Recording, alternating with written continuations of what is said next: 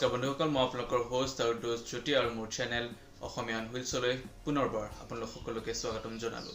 আশা কৰোঁ আপোনালোক সকলো ঘৰতে আছে আৰু কুশলে আছে।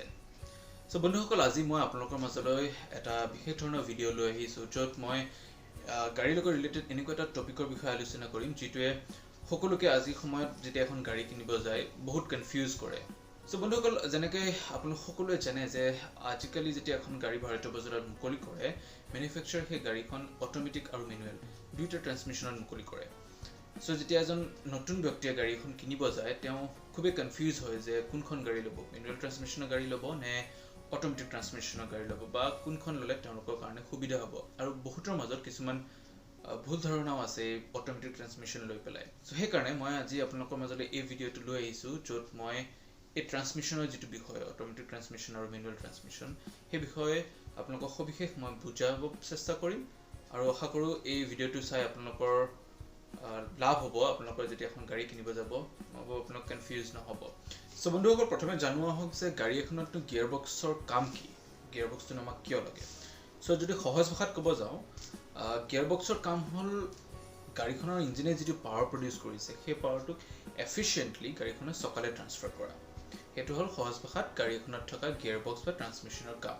এতিয়া এটা গিয়াৰ বক্সত বেচিকেলি তিনিটা মেইন কম্পনেণ্ট থাকে। এডাল ইনপুট শ্বাফ্ট থাকে, যি শ্বাফ্টডাল ক্লাচ প্লেটৰ সহায়ত ইঞ্জিনৰ লগত কানেক্টেড থাকে, আৰু এডাল আউটপুট শ্বাফ্ট থাকে যিডাল চকাৰ লগত কানেক্টেড থাকে থ্ৰু ড্ৰাইভ শ্বাফ্ট। আৰু এই ইনপুট আৰু আউটপুট শ্বাফ্টত কিছুমান গিয়াৰ থাকে বেলেগ বেলেগ চাইজৰ, আৰু সেই গিয়াৰ চাইজৰ কম্বিনেশ্যনটোৱে গাড়ীখনৰ স্পীডটো ভেৰি কৰে। চ' এইটোৱে হৈ গ'ল বেচিক কনষ্ট্ৰাকশ্যন এটা গিয়াৰ বক্সৰ। এতিয়া এই যিটো গিয়াৰ কম্বিনেশ্যন চেঞ্জ কৰা যিটো কাম, তাকে আমি কওঁ গিয়াৰ শ্বিফ্টিং। স্পীড অনুযায়ী সেই কম্বিনেশ্যনটো সলনি কৰা, এইটোক কয় গিয়াৰ শ্বিফ্টিং। চ' এই গিয়াৰ শ্বিফ্টিংটো দুই ধৰণৰ হয়। এটা হ'ল মেনুৱেল গিয়াৰ শ্বিফ্টিং, যাক আমি মেনুৱেল ট্ৰান্সমিশ্যন বুলি কওঁ, আৰু এটা হ'ল অট'মেটিক গিয়াৰ শ্বিফ্টিং, যাক আমি অট'মেটিক ট্ৰান্সমিশ্যন বুলি কওঁ। চ' মেনুৱেল ট্ৰান্সমিশ্যনত কি হয়, মেনুৱেল ট্ৰান্সমিশ্যনত আমি চবেই জানো, আমি সকলোৱে মেনুৱেল ট্ৰান্সমিশ্যন চলাই আহিছোঁ। আমি মেনুৱেলি গাড়ীৰ গিয়াৰটো চেঞ্জ কৰোঁ এজ পাৰ দি স্পীড। গাড়ীখনৰ স্পীড অনুযায়ী আমি গাড়ীখনৰ গিয়াৰটো চেঞ্জ কৰোঁ। ক্লাচডাল দবাওঁ, তাৰপিছত গাড়ীখনৰ গিয়াৰটো চেঞ্জ কৰি আমি ক্লাচডাল আৰু সেইমতে গাড়ীখনে স্পীড লয় বা পিকআপ লয়। ছেকেণ্ড যিটো হ'ল অট'মেটিক ট্ৰান্সমিশ্যন, তাত কি হয়, এই যিটো আমি মেনুৱেলি গিয়াৰ চেঞ্জ কৰোঁ, সেই গিয়াৰ চেঞ্জ কৰাটো তাত এলিমিনেট হৈ যায়। আমি মেনুৱেলি তাত গিয়াৰ চেঞ্জ কৰিব দৰকাৰ নাই। গাড়ীখনৰ ইঞ্জিনে নিজেই গাড়ীখনৰ স্পীড অনুযায়ী স্পীডটো সলনি কৰিব। চ' এইটো হৈ গ'ল অট'মেটিক ট্ৰান্সমিশ্যনৰ কাম। এতিয়া বহুতৰ মনত কিছুমান মিছকনচেপ্ট আছে যে অট'মেটিক ট্ৰান্সমিশ্যন ৰিলায়েবল নহয়, বা অট'মেটিক ট্ৰান্সমিশ্যনৰ মাইলেজ কম হয় বা কষ্টলি হয়। চ' কিছু ক্ষেত্ৰত কিছুমান কথা নোহোৱাও নহয়, কিন্তু তাৰ আগতে এইটো কথাও জানিব লাগিব যে আমাৰ বৰ্তমান বজাৰত 4টা ধৰণৰ বেলেগ বেলেগ অট'মেটিক ট্ৰান্সমিশ্যন আছে। এটাক AT বুলি কয়, যিটো চিম্পল অট'মেটিক ট্ৰান্সমিশ্যন বা টৰ্ক কনভাৰ্টাৰ বুলি কয়। সেইটো আপুনি যিবোৰ হেভি ৰেঞ্জৰ গাড়ী আছে, ধৰক হেৰিয়াৰ হৈ গ'ল, চেল্টছ ডিজেল হৈ গ'ল, ক্ৰেটা ডিজেল হৈ গ'ল, জিপ কম্পাছ হৈ গ'ল, ফৰ্চুনাৰ হৈ গ'ল, এই ধৰণৰ গাড়ীবোৰ যিবোৰ গাড়ীৰ দাম 15 লাখৰ পৰা অলপ বেছি হয়, বা 15 লাখতকৈ বেছি যিবোৰ গাড়ী আছে, সেই গাড়ীবোৰত আপুনি অট'মেটিক ট্ৰান্সমিশ্যন পাই যাব। এই যিটো ট্ৰান্সমিশ্যন আছে সেইটো হ'ল AMT, যাক কয় অট'মেটেড মেনুৱেল ট্ৰান্সমিশ্যন। সেইটো আহে আপোনাৰ কম ৰেঞ্জৰ যিবোৰ গাড়ী থাকে, 10 লাখ বা তাতকৈ কম ৰেঞ্জৰ যিবোৰ গাড়ী আছে, যেনেকৈ আপোনাৰ টিয়াগো হৈ গ'ল, টিগৰ হৈ গ'ল, মাৰুতি মেক্সিমাম গাড়ী, আপুনি এল্টো, এছপ্ৰেছো, চিলেৰিঅ, ৱেগনাৰ, ছুইফ্ট, এইবোৰ গাড়ীত, বা ইভেন হুণ্ডাই নিঅছ, অৰা, চেণ্ট্ৰ, এনেকুৱা ধৰণৰ গাড়ীত AMT ট্ৰান্সমিশ্যনটো আহে। তাৰপিছত যিটো আহে সেইটো হ'ল DCT বা TSG, ডুৱেল ক্লাচ ট্ৰান্সমিশ্যন বা ডাইৰেক্ট শ্বিফ্ট গিয়াৰ বক্স বুলিও কয় ফক্সৱাগনৰ গাড়ীবোৰত। একেটাই প্ৰিন্সিপল হয়, দুটা বেলেগ বেলেগ নাম। চ' এই DCTটো আপুনি পায় একে অলপ হেভি ৰেঞ্জৰ গাড়ীবোৰত, যেনেকৈ ধৰক যিটো কিয়া চেল্টছৰ 1.5 লিটাৰ টাৰ্বো পেট্ৰল, সেই একেটা ইঞ্জিনেৰে হুণ্ডাইৰ যিখন নতুন ক্ৰেটা আছে, সেই ক্ৰেটাত লাগি আছে 1.5 litre turbo petrol. Even Venur যোনখন 1 লিটাৰ টাৰ্বো পেট্ৰল আছে, সেই টাৰ্বো পেট্ৰলত DCTটো লাগি আছে। আৰু এটা আহে CVT, সেইটো বহুত ৰেয়াৰ হয়, সেইটো ইমান মাৰ্কেটত এভেইলেবল নাই। তথাপিও আপুনি i20 CVT পাই যাব, বলেনোত CVT পাই যাব, গ্লাঞ্জাত CVT পাই যাব। এনেকুৱা কিছুমান গাড়ী আছে য'ত CVTটো পাব, কিন্তু CVT সদ্যহতে ইমান পপুলাৰ মাৰ্কেটত নহয়। চ' এই বস্তুটো বুজিব লাগিব যে এই বেলেগ বেলেগ 4টা ধৰণৰ যি অট'মেটিক ট্ৰান্সমিশ্যন আছে, সেই 4টাৰে এডভান্টেজ আৰু ডিছএডভান্টেজ বেলেগ বেলেগ। চ' বন্ধুসকল, এটা কথাটো হ'ল আপোনালোকে কোনখন ট্ৰান্সমিশ্যনৰ গাড়ী ল'ব, অট'মেটিক ট্ৰান্সমিশ্যন নে মেনুৱেল ট্ৰান্সমিশ্যন। এতিয়া সেইটো ডিচিজন লোৱাৰ আগত আপোনালোকে এইটো বস্তু জনাটো খুবেই দৰকাৰ যে মেনুৱেল ট্ৰান্সমিশ্যন আৰু অট'মেটিক ট্ৰান্সমিশ্যনৰ মাজত কোনটোৰ কি কি এডভান্টেজ আৰু কোনটোৰ কি কি ডিছএডভান্টেজ আছে। সো প্ৰথমে মই আপোনালোকক মেনুৱেল ট্ৰান্সমিশ্যনৰ বিষয়ে অলপ কৈ দিম। মেনুৱেল ট্ৰান্সমিশ্যনৰ কি কি এডভান্টেজ বা ডিছএডভান্টেজ আছে। সো মেনুৱেল ট্ৰান্সমিশ্যনৰ এডভান্টেজ বুলি ক'বলৈ গ'লে প্ৰথমটো হ'ল ই খুবেই ৰিলায়েবল, ৱেল ট্ৰাইড এণ্ড টেষ্টেড, যথেষ্ট ৰিলায়েবল হয়, পটককৈ বেয়া নহয়। ছেকেণ্ডটো হ'ল ইয়াৰ কষ্ট অফ অ'নাৰশ্বিপটো খুবেই কম। আপুনি একেটা মডেলৰ যদি এখন অট'মেটিক ট্ৰান্সমিশ্যনৰ গাড়ী ল'ব যায় তাৰ দাম মেনুৱেলতকৈ সদায় বেছি থাকে। তাৰপিছত হ'ল ইয়াৰ মেইনটেনেঞ্চ কষ্ট। যিহেতু ৰিলায়েবিলিটি ভাল, গতিকে ইয়াৰ প্ৰব্লেমো খুব কম এৰাইজ হয়, যাৰ কাৰণে ইয়াৰ মেইনটেনেঞ্চ কষ্টটো খুবেই কম হয়। তাৰপিছত হ'ল গাড়ীখনৰ যিটো পাৱাৰ আছে, মেনুৱেল ট্ৰান্সমিশ্যনত আপুনি গাড়ীখনৰ পাৱাৰটো নিজৰ ইচ্ছামতে ইউজ কৰিব পাৰে। আপুনি প্ৰত্যেকটো গিয়াৰতে গাড়ীখনৰ ফুল পাৱাৰ ইউজ কৰিব পাৰে। আৰু শেষত হ'ল গাড়ীখনৰ ফিউল এফিচিয়েঞ্চি। এই যিটো মেনুৱেল ট্ৰান্সমিশ্যন আছে সেই ট্ৰান্সমিশ্যনটোৰ ৱেইটটো বহুত কম হয়, যাৰ কাৰণে গাড়ীখনৰ ফুল এফিচিয়েঞ্চি বাঢ়ে। তাৰ উপৰি গাড়ীখন আপুনি নিজৰ ইচ্ছামতে যিহেতু পাৱাৰটো ইউজ কৰিব পাৰে, আপুনি কম পাৱাৰ ইউজ কৰি গাড়ীখনৰ ফুল এফিচিয়েঞ্চিটো বঢ়াব পাৰে। এইটো সুবিধা আপুনি অট'মেটিক ট্ৰান্সমিশ্যনত নাপায়। চ' এইকেইটা হৈ গ'ল মেনুৱেল ট্ৰান্সমিশ্যনৰ এডভান্টেজ। এতিয়া ডিছএডভান্টেজ কি আছে চাওক। মেনুৱেল ট্ৰান্সমিশ্যনৰ ডিছএডভান্টেজ বুলি ক'বলৈ গ'লে এটাই ডাঙৰ ডিছএডভান্টেজ আছে, সেইটো হ'ল যিটো ষ্টপ এণ্ড গ' ট্ৰেফিক থাকে, সেই ট্ৰেফিকত আপুনি সঘনাই গিয়াৰ চেঞ্জ কৰি থাকিব লাগে। যিটো মই ভাবোঁ বয়সস্থ মানুহ বা যিসকল নতুন শিকাৰু আছে তেওঁলোকৰ কাৰণে খুবেই অসুবিধাৰ সৃষ্টি কৰে। চ' এইটোৱে হ'ল মেনুৱেল ট্ৰান্সমিশ্যনৰ ডিছএডভান্টেজ। তাৰ বাহিৰে মই নাভাবোঁ মেনুৱেল ট্ৰান্সমিশ্যনৰ আৰু কিবা ডিছএডভান্টেজ আছে বুলি। এতিয়া আহোঁ অট'মেটিক ট্ৰান্সমিশ্যনত। চাওক, অট'মেটিক ট্ৰান্সমিশ্যন মই যেনেকৈ ক'লোঁ 4টা প্ৰকাৰৰ অট'মেটিক ট্ৰান্সমিশ্যন থাকে, আৰু প্ৰত্যেকটো অট'মেটিক ট্ৰান্সমিশ্যনৰে নিজা নিজা এডভান্টেজ আৰু ডিছএডভান্টেজ আছে। মই যদি AMT কথা ক'ব যাওঁ, যিটো অট'মেটেড মেনুৱেল ট্ৰান্সমিশ্যন আছে, সেইটো খুবেই ৰিলায়েবল। এডভান্টেজ হ'ল ই খুব ৰিলায়েবল হয় আৰু ৱেল ট্ৰাইড এণ্ড টেষ্টেড। কিন্তু তাৰ লগতে ডিছএডভান্টেজ হ'ল ইয়াৰ ফিউল কনজাম্পশ্যনটো অলপ বেছি হয়। তাৰ উপৰি গাড়ীখনৰ লেগিং হয়, গিয়াৰ চেঞ্জটো খুব শ্ল' হয়, যাৰ কাৰণে গাড়ীখনত এটা লেথাৰ্জিক ভাৱ আহে। তাৰপিছত যদি মই অট'মেটিক ট্ৰান্সমিশ্যনৰ কথা ক'ব যাওঁ বা টৰ্ক কনভাৰ্টাৰৰ কথা ক'ব যাওঁ, টৰ্ক কনভাৰ্টাৰ যদি আপোনাৰ হেভি বাজেট আছে, এবাভ 15 lakhs যদি আপোনাৰ বাজেট হয়, মই ভাবোঁ automatic transmission is the best option for you. কিয়?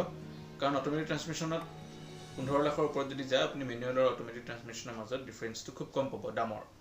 তাৰোপৰি ৰিলায়েবল যথেষ্ট হয়, ইয়াত প্ৰব্লেম খুবেই কম, আৰু আপুনি গাড়ীখন চলাবলৈ খুব স্মুথ হয়। কিন্তু ইয়াৰ পিকআপটো বা পাৰফৰ্মেঞ্চটো মেনুৱেল ট্ৰান্সমিশ্যনৰ নিচিনা নহয়, আৰু ইয়াতো যিটো মাইলেজ আছে গাড়ীখনৰ, সেই মাইলেজটো মেনুৱেল ট্ৰান্সমিশ্যনতকৈ 10% কম হয়। তাৰোপৰি গাড়ীখনৰ কষ্ট অফ অ'নাৰশ্বিপটো মেনুৱেল ট্ৰান্সমিশ্যনতকৈ প্ৰায় 1 লাখ টকা বেছি হয়। এইটো হৈ গ'ল অট'মেটিক ট্ৰান্সমিশ্যনৰ ক্ষেত্ৰত। এতিয়া যদি মই DCT কথা ক'ব যাওঁ, যিটো ডুৱেল ক্লাছ ট্ৰান্সমিশ্যন বা DSG বুলি যোনটো কয়, ডাইৰেক্ট শ্বিফ্ট গিয়াৰ বক্স, এইটো এটা খুব নতুন টেকন'লজি। সেই টেকন'লজিটোত বাকী যিকেইটা অট'মেটিক ট্ৰান্সমিশ্যন আছে, AMT হৈ গ'ল বা অট'মেটিক ট্ৰান্সমিশ্যন যিটো টৰ্ক কনভাৰ্টাৰ হৈ গ'ল, অৰ CVT, এই তিনিওটাত যিটো পাৰফৰ্মেঞ্চৰ ইছ্যু আছে, সেই পাৰফৰ্মেঞ্চৰ ইছ্যুটো ডুৱেল ক্লাছ বা DCTত নাই।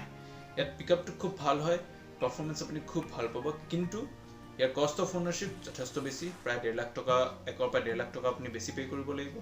ইয়াৰ মাইলেজ চিটিত আপুনি মাইলেজ 10% কম পাব মেনুৱেলতকৈ, কিন্তু হাইৱেত অলমষ্ট মেনুৱেলৰ সমান ছেইম আহে। আৰু ইয়াৰ ৰিলায়েবিলিটিত অকণমান ইছ্যু আছে, যিহেতু নতুন টেকন'লজি। ইয়াত প্ৰথম অৱস্থাত যথেষ্ট কমপ্লেইন আহিছিল ইয়াৰ ৰিলায়েবিলিটি লৈ পেলাই, হিট আপ হোৱাৰ কিছুমান ইছ্যু আহিছিল।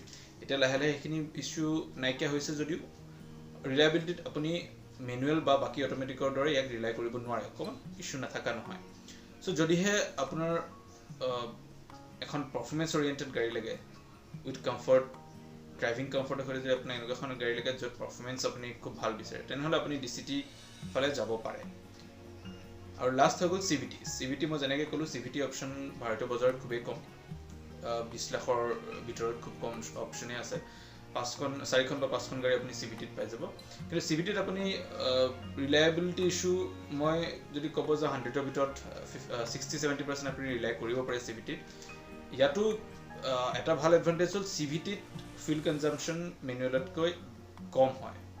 তাৰ ৰিজনটো হ'ল ইয়াত কোনো ধৰণৰ গিয়াৰ নাথাকে। CVT এটা কমপ্লিটলি ডিফাৰেণ্ট ইউনিট হয়। ইয়াত পুলি আৰু বেল্টৰ ইউজ কৰে, যাৰ কাৰণে ইয়াত পাৱাৰ লছেছ কম হয়, আৰু যাৰ কাৰণে গাড়ীখনৰ মাইলেজটো মেনুৱেলতকৈ ইনফেক্ট CVTত বেছি হয়। সেইটো এটা যেনেকৈ মই ক'লোঁ মানুহৰ মাজত মিছকনচেপশ্যন যে অট'মেটিক ট্ৰান্সমিশ্যন হ'লেই ফিউল কনজাম্পশ্যন বেছি হ'ব মেনুৱেলতকৈ। নহয়, যদি আপুনি CVT ট্ৰান্সমিশ্যন লয় তেনেহ'লে ইয়াৰ মাইলেজ আপুনি বহুত ক্ষেত্ৰত মেনুৱেলতকৈ বেছিহে পাব। তাৰোপৰি ইয়াততো কোনো ধৰণৰ পাৰফৰ্মেন্সৰ ইস্যু নাথাকে ই এটা সিমলেছ ড্ৰাইভিং এক্সপিৰিয়েঞ্চ দিব আপোনাক আপুনি বাকিবোৰ ট্ৰান্সমিশ্যন বা মেনুৱেল ট্ৰান্সমিশ্যনে হৈ গ'ল বা অট'মেটিক বাকীকেইটাত আপুনি গিয়াৰ চেঞ্জ হ'লে গম পাব এটা পাৱাৰটো লছ হয় কিন্তু CVT-ত তেনেকুৱা কোনো ধৰণৰ পাৱাৰলেছ নহয় ই কণ্টিনিউ গাড়ীখনৰ স্পীড অনুযায়ী নিজৰ গিয়াৰটো চেঞ্জ কৰি যায় সো সেইটো হৈ গ'ল CVT-ৰ এডভান্টেজ CVT ডিসএডভান্টেজ নতুন টেকন'লজি হয় ইয়াৰ কষ্ট অফ অনাৰশ্বিপ খুব বেছি হয় 1 to 1.5 লাখ रुपया আপুনি বেছি দিব লাগিব সো সেইখিনি হ'ল কথা আপুনি এটো কমপ্লিটলি ডিপেন্ড কৰে আপোনাক কেনেকুৱা ধৰণৰ ড্ৰাইভিং এক্সপিৰিয়েঞ্চ লাগে যদি আপোনাক পাৰফৰ্মেন্স খুব ভাল লাগে আৰু আপুনি গিয়াৰ চেঞ্জ কৰাত আপোনাক কোনো ধৰণৰ অসুবিধা নহয় বা আপোনাক এখন খুব ৰিলায়েবল গাড়ী লাগে তেনেহ'লে মই ভাবো আপুনি বেটাৰ মেনুৱেল চুজ কৰক আপুনি কোনো ধৰণৰ অসুবিধা নাপায় কিন্তু যদিহে আপুনি এজন নতুন শিকাৰু বা আপুনি ডেইলি সিটিৰ ভিতৰত কমিউট কৰে খুব হেভি ট্ৰাফিকত গাড়ী চলায় তেনেহ'লে মই আপোনাক সাজেষ্ট কৰিম আপুনি যিকোনো এখন অট'মেটিক ট্ৰান্সমিশ্যন লওক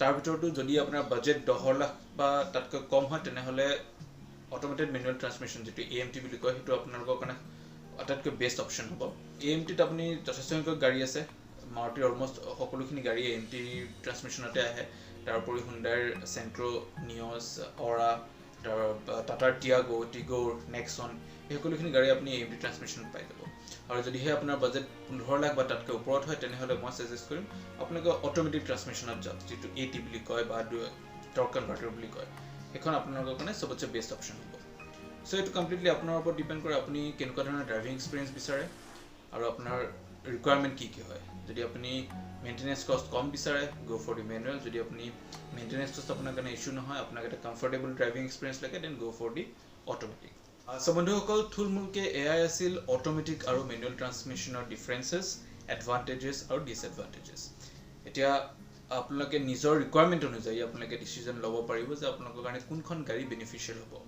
মই ভাবো এই ভিডিওটোৰ কথাখিনি যদি আপোনালোকে ভালকৈ বুজি পাইছে তেনেহ'লে নেক্সট টাইম যেতিয়া আপোনালোকে এখন গাড়ী কিনিব যাব আপোনাক কোনো মিসগাইড কৰিব নোৱাৰে সো এই ট্ৰান্সমিশ্যনৰ সবিশেষ যেটো ওয়াৰ্কিং প্ৰিন্সিপল হয় হেতুৰ মই বেলেগ এটা ভিডিও পাছলৈ বনাম আজি ভিডিওটো লম্বা হৈ যাব কাৰণে মই হেতু ইয়াত এড নকৰিলো যদি এই ভিডিওটো আজি চাই ভাল পালে তেনেহ'লে লাইক আৰু কমেন্ট নিশ্চয় কৰিব আৰু কমেন্টত মোক জনাব যে আপোনালোকে আৰু কি এনেকুৱা টেকনিক্যাল ইস্যু আছে বা টেকনিক্যাল কথা আছে যিবোৰ আপোনালোকে জানিব বিচাৰে মই তাৰ ওপৰত লাহে ভিডিও বনাই যাম আৰু যদি আৰু নিজৰ বন্ধুবৰ্গৰ মাজত এই ভিডিওটো শ্বেয়াৰ কৰক যাতে তেওঁলোকে যদি এখন নতুন গাড়ী কিনিব যায় তেনেহ'লে এই কথাখিনি ধ্যান ৰাখিব পাৰে আৰু তেওঁলোককো যাতে কোনো মিসগাইড কৰিব নোৱাৰে সো আৰু যোনে মোৰ চেনেলটো সাবস্ক্ৰাইব কৰা নাই তেখেতসকলে তলত থকা সাবস্ক্ৰাইব বাটনটো প্ৰেছ কৰি বেল আইকনটো টিপি দিয়ক যাতে এনেকুৱা কিছুমান সৰু কথা তাৰ লগত অটোমোবাইলৰ ৰিলেটেড সকলো নিউজ ৰিভিউজ আৰু কম্পেৰিজন চাই থাকিব পাৰে সো বন্ধুসকল আজিলে ইমানে পুনৰ আপোনালোকৰ মাজলৈ আহিম নতুন এটা ৰিভিউ লৈ নতুন এটা কম্পেৰিজন লৈ